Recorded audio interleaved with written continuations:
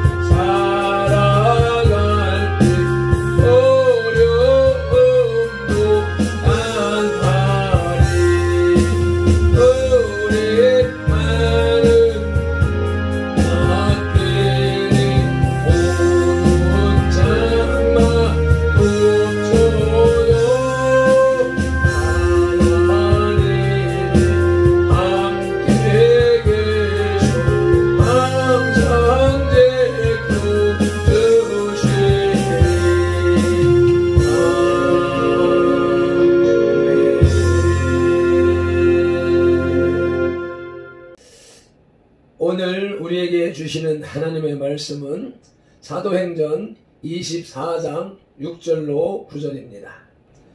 제가 가진 성경은 신약성경 230쪽이며 바울을 고발하다라고 하는 소제목이 붙어있는 마지막 단락입니다. 함께 합독하시겠습니다.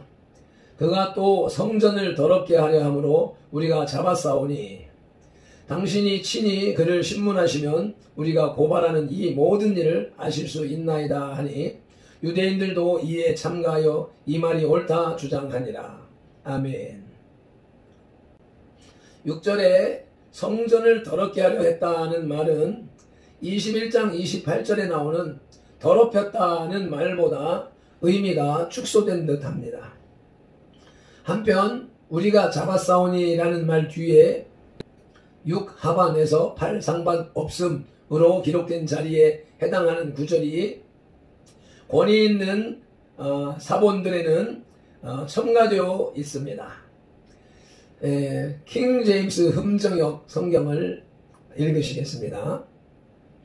그가 또한 가서 성전을 더럽히려 함으로 우리가 그를 붙잡아 우리 법에 따라 재판하려 하였나이다. 그러나 총대장 루시아가 우리를 기습하여 큰 폭력으로 우리 손에서 그를 빼앗아 데리고 가서 그의 고소인들에게 명령하여 가깝게 나오라고 하였으니 가깝게서 그를 신문하시면 우리가 그를 고소하는 이 모든 일에 관하여 친히 아실 수 있으리이다 하며 유대인들도 동의하여 이 일들이 그러하다고 말하니라. 아멘. 8절에 당신이 친히 그를 신문하시면 아실 수 있나이다 라는 구절에서 신문이란 공식적인 법정 신문과 관련된 것으로서 도들로는 바울이 법정 신문에서는 굴복당하리라고 생각한 것 같습니다. 한편 여기 8절에서 지칭하는 그는 22절에 벨릭스가 루시아가 내려올 때까지 신문을 연기한 것으로 보아서는 루시아를 지칭하는 것이라고 보여지기도 하고 벨릭스가 신문한 사람이 바울이었던 것으로 보아서는 바울을 지칭하는 것 같기도 합니다. 그러나 22절에 문맥이 자연스럽게 이어지는 것으로 보아서 루시아라고 보는 것이 더 타당할 것 같습니다. 9절에 유대인들도 이에 참가하여 이 말이 옳다 주장했다고 하는데 도들로는 유대인들이 가르쳐준 말로 연설했을 것이므로 유대인들이 만족해하는 것은 당연하겠지요. 또 9절에 유대인들도 이에 참가했다고 하는데 여기서 참가하다의 원어는 공격에 가담했다는 의미입니다. 이러한 말씀을 바탕으로 하여 변호사 도둘로의 위증이라는 제목으로 하나님의 말씀을 들으시겠습니다. 대제사장 아나니아와 장로들의 고소에 의해 바울은 가이사랴 법정에 서게 됩니다. 그들은 재판에 승소하기 위해서 로마인 도둘로 변호사를 선임하였습니다. 도둘로는 로마 사람으로서 로마 법조문과 법정 변호에 능한 사람이었습니다. 아나니아를 비롯한 기소자들은 이 재판을 이기기 위해 로마인 변호사를 돈으로 매수하여 고용했던 것입니다. 도둘로는 자기를 고용한 자들을 위해서 재판정에서 바울에 대한 왜곡된 변론을 펼칩니다. 사탄은 항상 이처럼 성도들을 거짓 고소합니다. 성경에는 참소라는 한자어로 기록하고 있습니다. 그러나 우리의 보혜사 되시는 성령님께서는 언제나 그의 자비로운 사랑으로 성도들을 변호해 주십니다. 도둘로의 위증 첫째는 바울을 전염병자로 몰아세웠습니다. 5절을 같이 한번 읽으시겠습니다.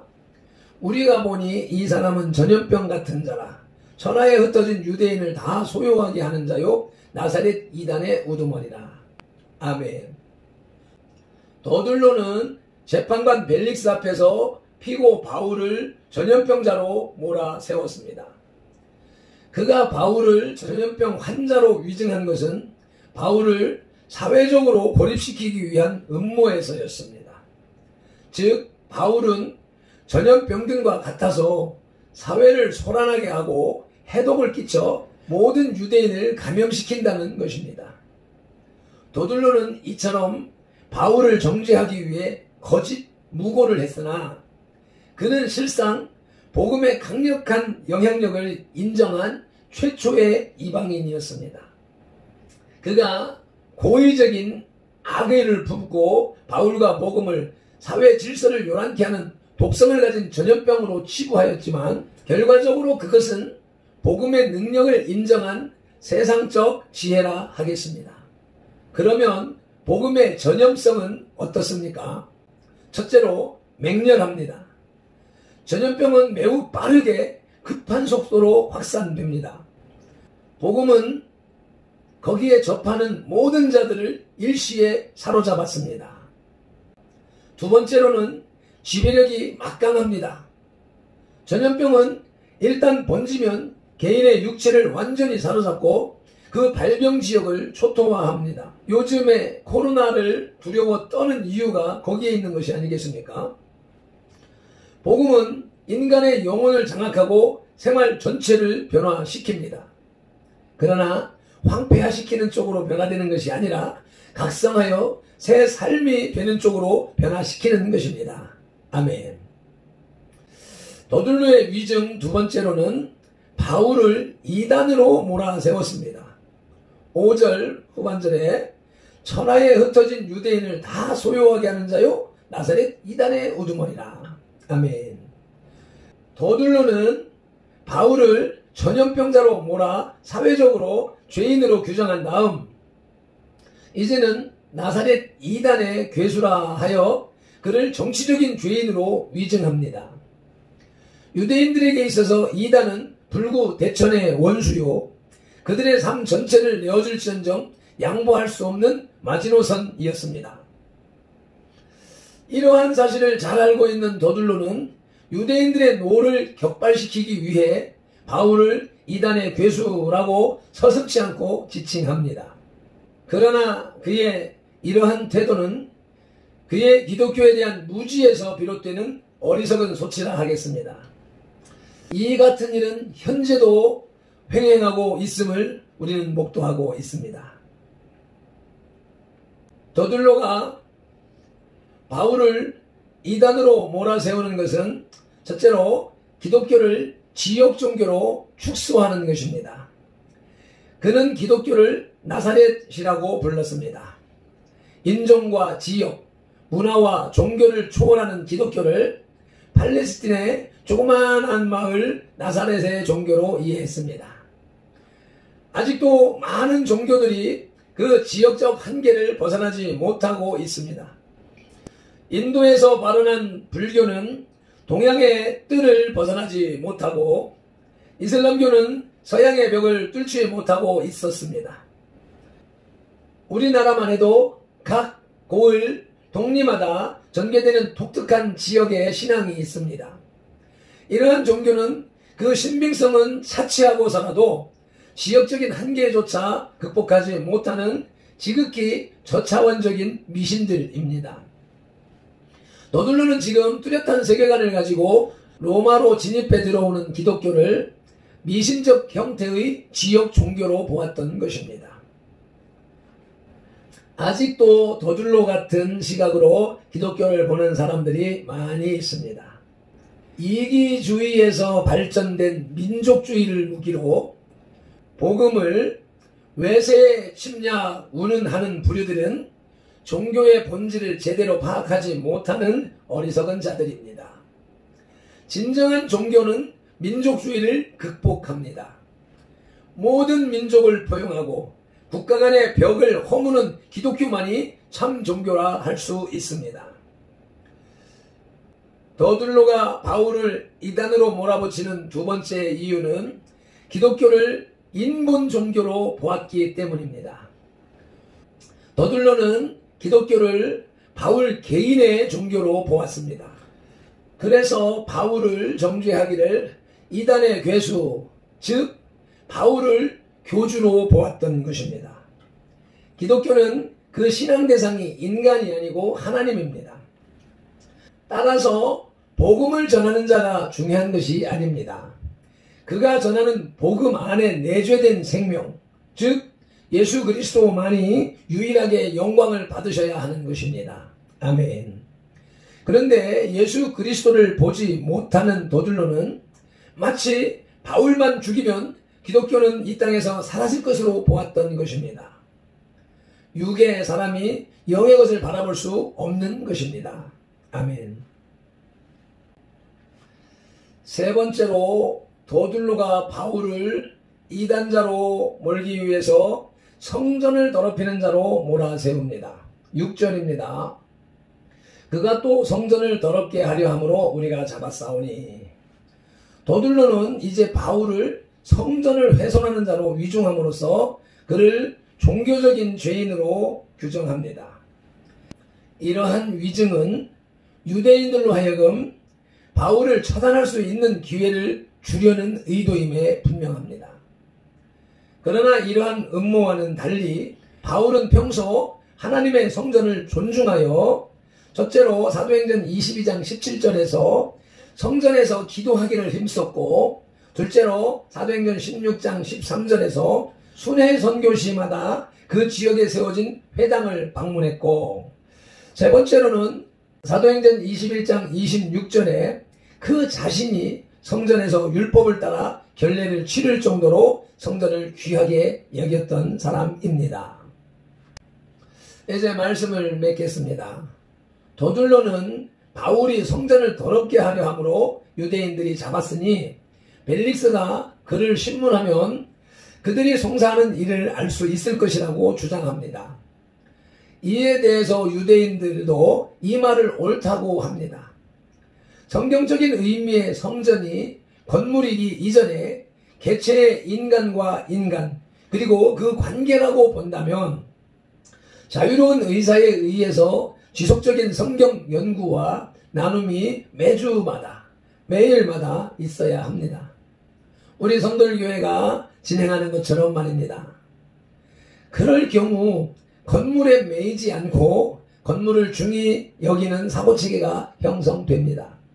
교회 건물도 중요하게 관리되어줘야 되지만 그것이 우상화되면 절대로 안 되겠습니다. 기도하겠습니다. 하나님 아버지, 오늘도 귀한 말씀을 우리에게 주시니 감사합니다.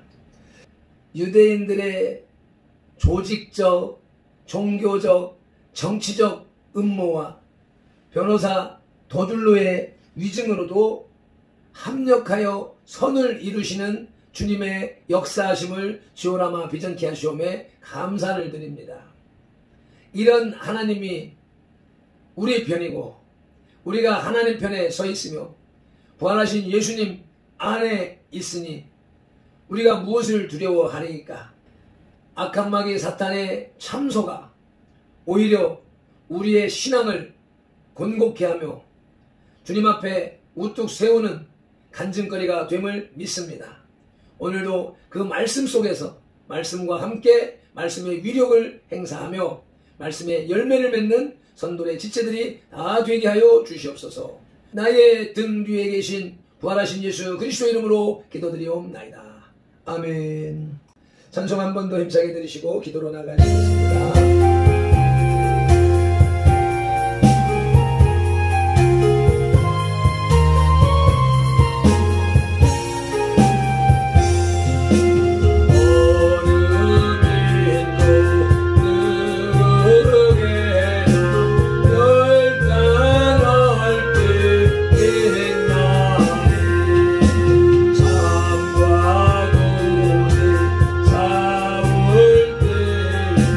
Oh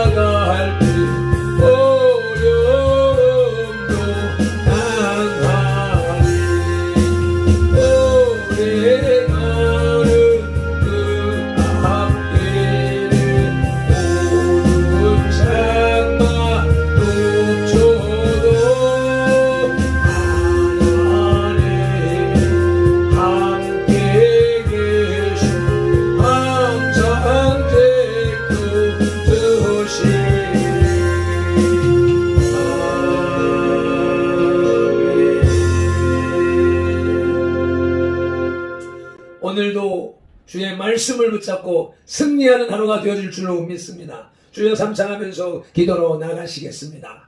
주여